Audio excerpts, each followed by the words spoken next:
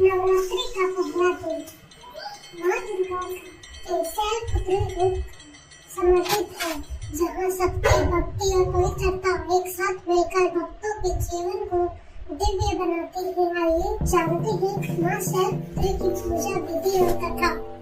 सबसे पहले सुबह स्नान कर धुले हुए वस्त्र पहनकर इस दिन कलश स्थापना की जाती है, जो नवरात्रि की शुरुआत का प्रतीक है।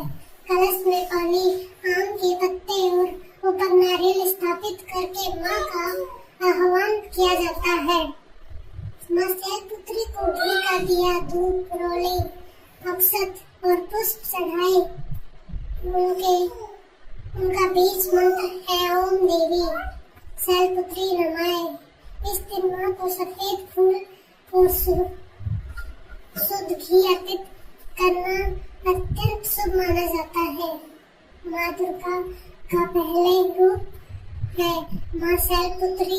उनका जन्म हिमालय के घर हुआ, इसीलिए उनका नाम पड़ा शैलपुत्री, यानी कि पृथ्वी पर्वतराज की पुत्री। माँ के हाथों में एक तरफ त्रिशूल और दूसरी तरफ कमल होता है। वे नंदी वृषभ पर सवार होती है।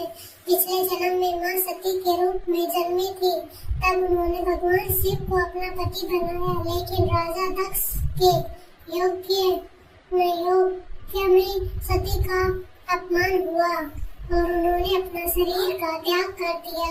उसके बाद माँ का जन्म हिमालय के घर हुआ और वे शैलपुत्री कहलाई। माँ शैलपुत्री की सभी जीवन शक्तियों का आधार है। उनकी उपासना से भक्तों को शक्ति, आरोग्य, सुख, शांति और जीवन में स्थिरता प्राप्त होती है। जो भक्त श्रद्धा और विश्वास के साथ नवरात्रि के पहले दिन माँ शैलपुत्री की पूजा करते हैं, उनकी जिंदगी में कभी ऊर्जा की कमी नहीं होती।